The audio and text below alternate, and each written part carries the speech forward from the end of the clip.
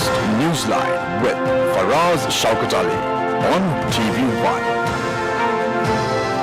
And a very good evening to you and a warm welcome to Newsline Recording. Our guest today is Mr. Peter D Almeida, who is the Deputy General Secretary of the CMU. I'll let him tell you what it all means. It has sort of connotations to the past with Bala Tampo and so on.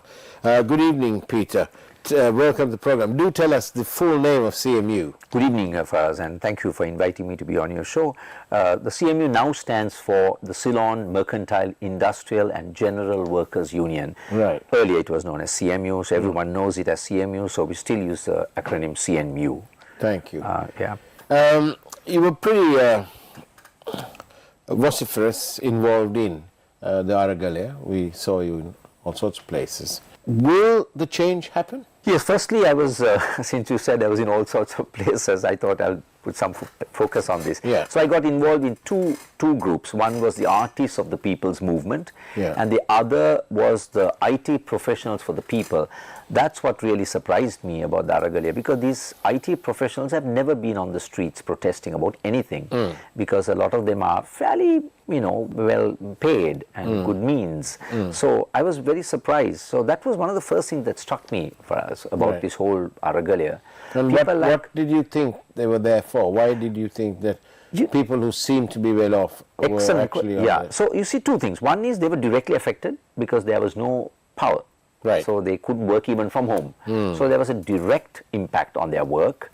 But I think there was also a greater consciousness that we just can't stand by while the country falls into such a terrible state.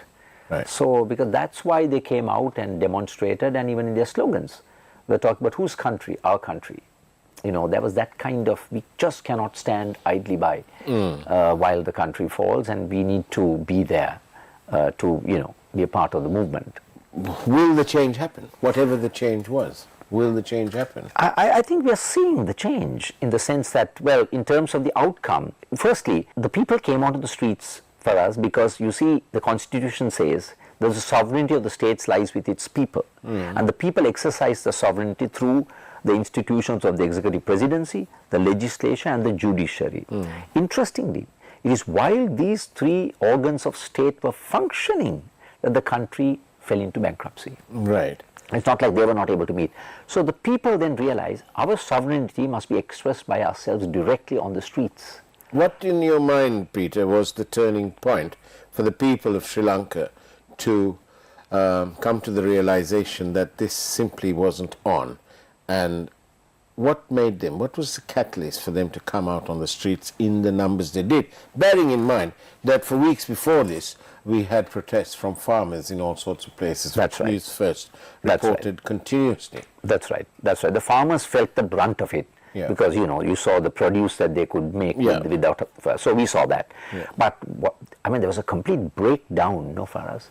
They just couldn't get on with their lives because there's no power at home, there's no transport, there's no, kerosene.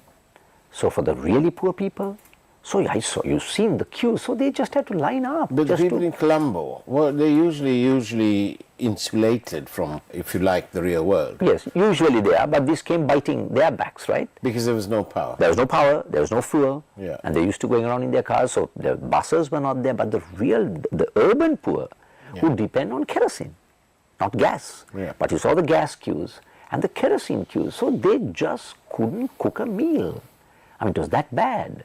Children not able to go to school, no income. Don't forget, they were all daily wage earners. Yes, so 62% of Sri Lanka's working population is on what we call a daily wage. That's 62%. Right. That's right. So no safety net for them. So they just couldn't function. That's why you saw them as well. So it was a very eclectic crowd. There was the urban middle class, even the urban upper middle class, and there was the urban poor. And then we had sections of other people who would then come by, but not the rural peasants, of course, because they couldn't get on a train and come.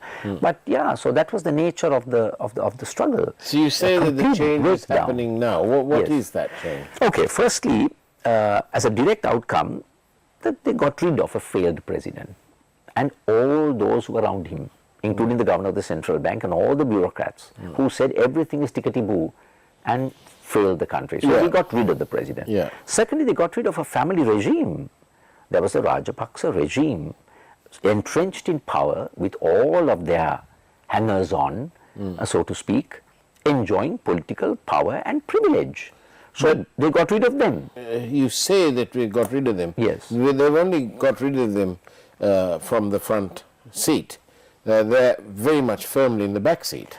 Well, one can say that, but the fact is, the fact that that particular well-entrenched regime was knocked out has impact. I mean, they may be there, but they don't rule it, the country and the state of the affairs of the state the way they did. They don't make those appointments anymore.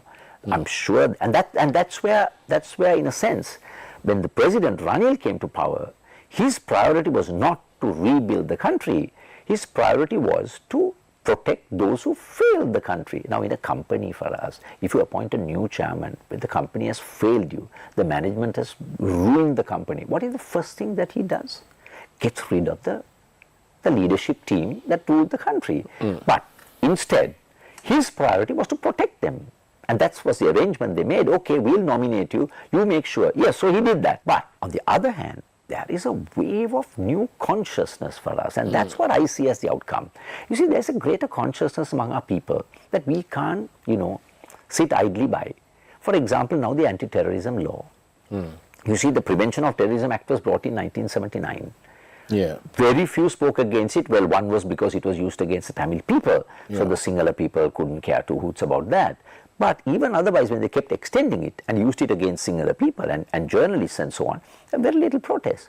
But today, as soon as the bill was announced, you see the number of people who have come out, including organizations, I might say, and Bar Association has always stood by, but more actively. So, in a way, consciousness of the issues at hand, and that we must do something about it. But isn't the Aragalaya Yes. Actually the turning point or the catalyst even for some of the draconianness of this anti-terror law that they're proposing?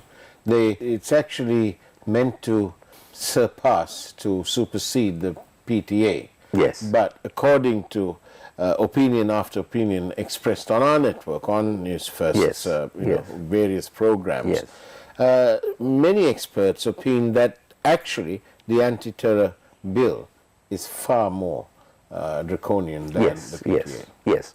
We have heard, even people like Salia and a whole lot of them explain why it is so. But the reason, you see, the question people have to ask themselves is, why are we bringing this law now? Now, the preamble states, the sovereignty of the state and its territorial integrity and all blah, blah, blah, is threatened by terrorism. My point is, the sovereignty of the state today, what is our sovereignty today? We are walking around like beggars with a begging bowl, going from country to country, from creditor to creditor, asking them for handouts. I mean, we don't have a dignity of a state. Where is our sovereignty? Now, the sovereignty was not undermined by terrorism right now. It's by a failed government and largely corruption. So, if the president is really keen to protect the sovereignty of Sri Lanka, the first thing he would do is to make sure corruption is wiped out. Now, you remember the Japanese ambassador said that a minister had asked for a bribe. You remember that? Yes, of course. Yes. Yeah. And I think it was Taisei. And what did they do? Gotabaya had suspended the minister for a while. The current president, Ranil Wickremesinghe, came, appointed a commission, and the commission said there's no such thing. In other words, they were saying that the Japanese ambassador lied. And just slap on the face of the Japanese government. And the Japanese culture, they don't really express themselves. They bide their time. Yeah. And what did they do? When the president some months later went to parliament and said the Japanese government has agreed to call all our creditors to the same table, because they're not at the same table. Yeah.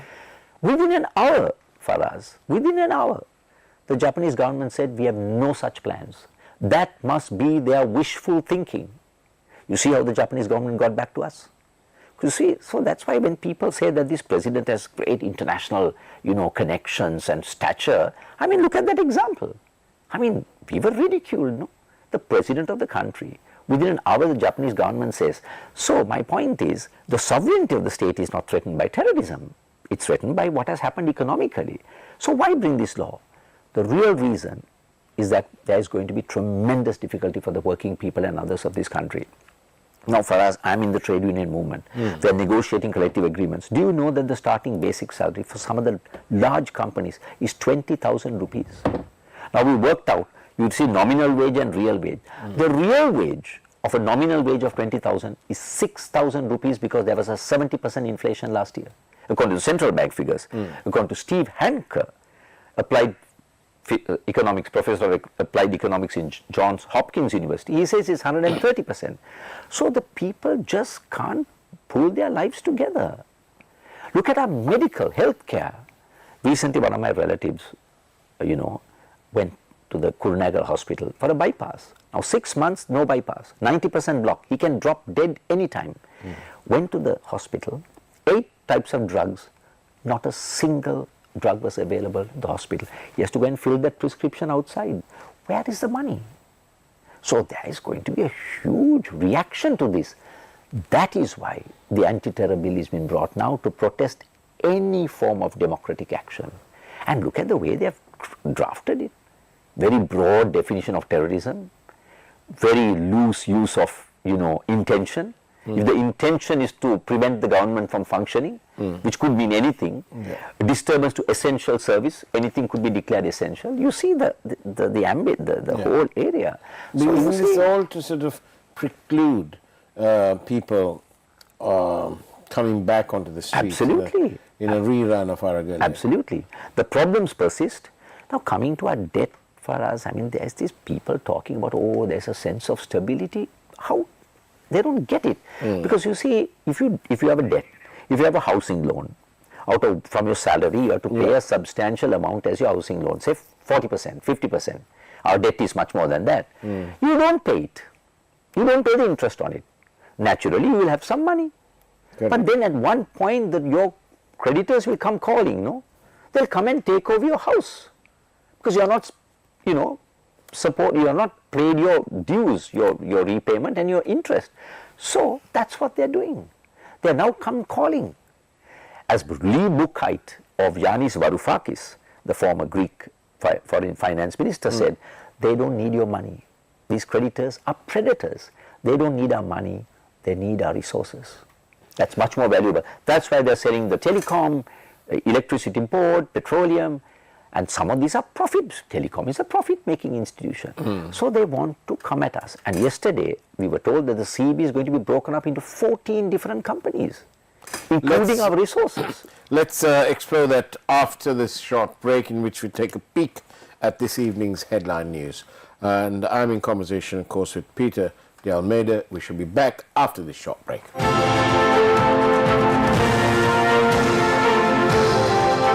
News First, Newsline with Faraz Shaukat Ali on TV1. President off to the UK for King's coronation. Shehan Semasinghe and Premita Bandara appointed as acting ministers. University teachers have decided to take part in the advanced level paper marking process, but warn the struggle is far from over.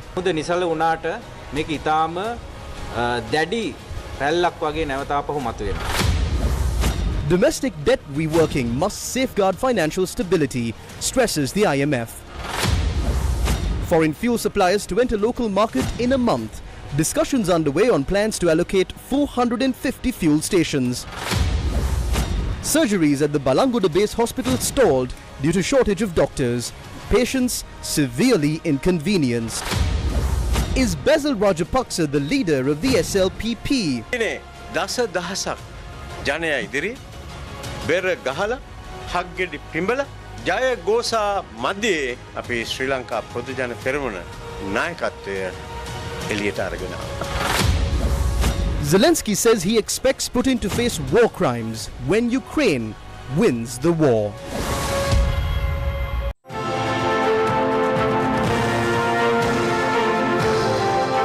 News First, Newsline with Faraz Shaukat Ali on TV1. And welcome back to Newsline Recording, actually, with Peter D Almeida, the Deputy General Secretary of what is popularly known as CMU.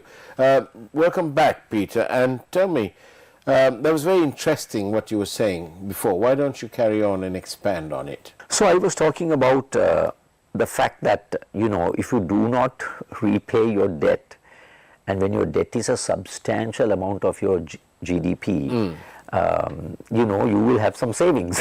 Yes. But they are not really savings, are they? No. Because your creditors will come calling, and that's exactly what we are going to face. You see, Faraz, firstly, we don't know how much the IMF has asked us to cut our debt by. They would have given a direction to the government. See, the IMF did a sustainability study, and all they do is they do two things.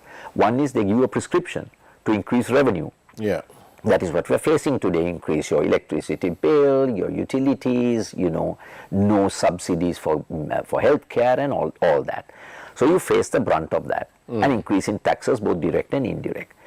Then they tell you, you need to go to each of your creditors and get a so-called haircut. All of them have to cut because our debt is not sustainable. So they made but we don't know, the government has not been transparent about it. What is the cut that the IMF has asked us to go and get from our creditors? Now we have to go to each one of them, the private creditors, the Paris Club, Japan largely, China, India. Now China has already said we will not cut 1 cent. We'll reprofile. We will give you a further 2 years. Now if they do not agree, none of the others would agree. So Lee Buchheit, a famous debt negotiator who was interviewed by Echelon in 2021 October, he said that this is the problem. They all have to agree to the same cut. And that process takes a long time because they are all not at the same table, which is where we are. These talks have not even commenced. Meanwhile, China has shot off saying we are not going to cut. Already, Hamilton Reserve Bank has filed action in New York. So you see, we are not out of the woods at all. And the president knows it, the government knows it.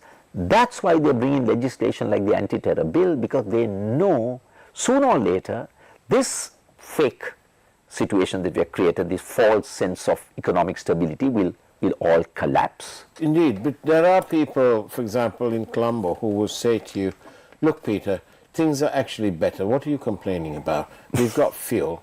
There's no gas queues anymore. Yes. And so what more do you want? Sure, How do good you question. respond to that? So for them, that's all they need. That's fine.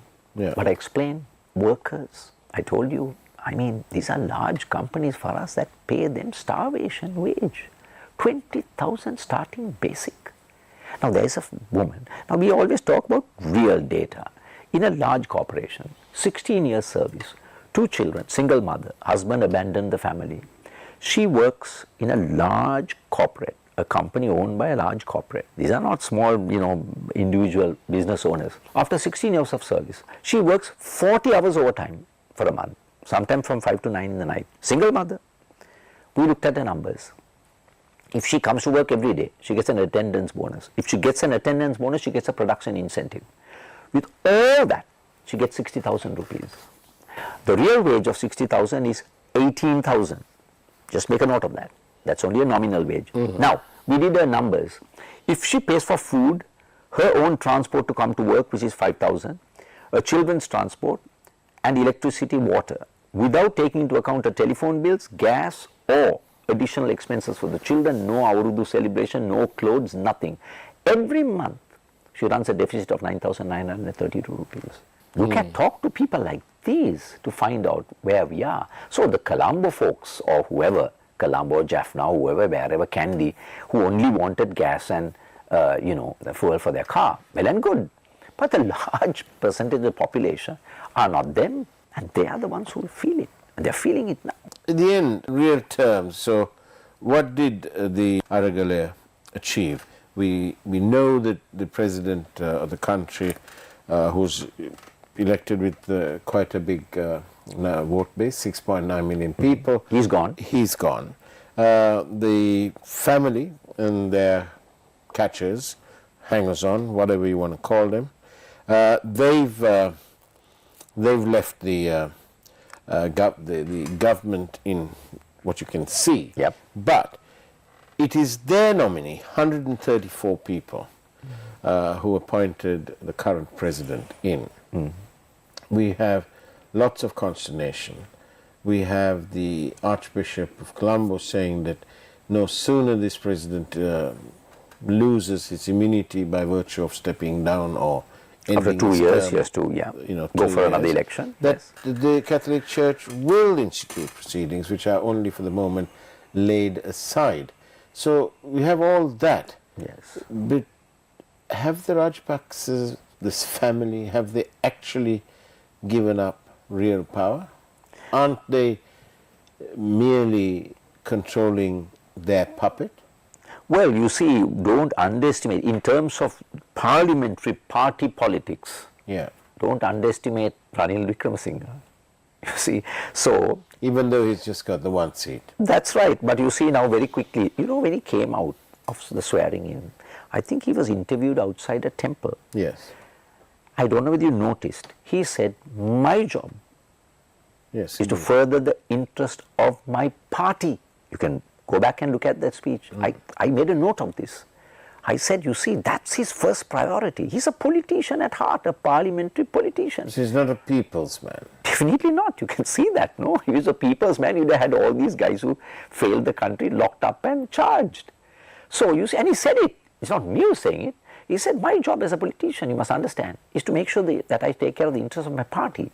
So he's always watching to see how he can manipulate This the parliament. largely empty party? Yes, I mean, you can try all kinds of formulations, no? Because parliamentary One politics is seat, about... a bonus seat. Yes. But his attempt is to, but now he has entrenched a few of his people, and he will play that game. But that's not going to be of any benefit to the people. Now, he has not held elections.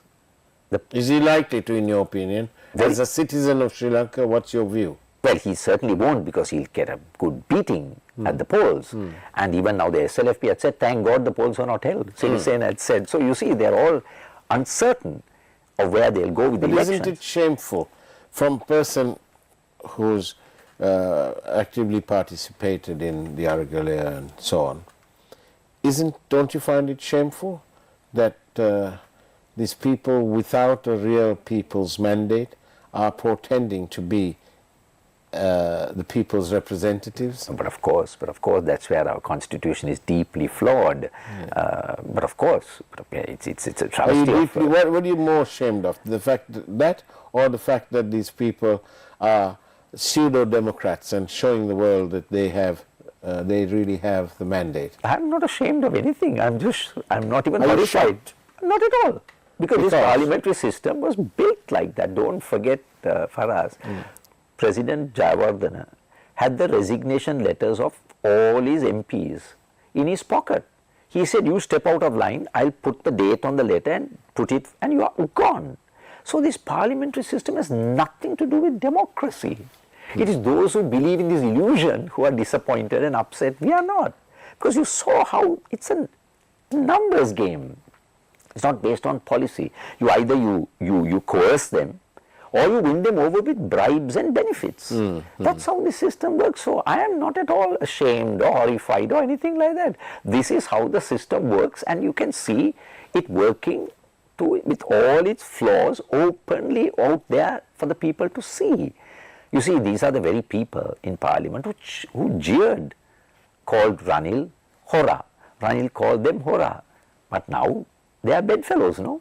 So that's the nature of parliamentary politics. But what we have to do instead, and that's a good lesson for our people also, are you going to rely entirely on your next vote and a change in Parliament, or are you going to mobilize yourself? Now that's what the trade unions are doing. We think that as a trade union, we must mobilize our own people in our workplaces so that they can have a better bargaining power to get a better standard of living for us. And then mobilize with others to fight the larger battles against the anti-terror bill. And now don't forget, they're trying to bring a bill, so-called single law, labor law. Yeah. And today we had a discussion with the minister. What is the minister saying?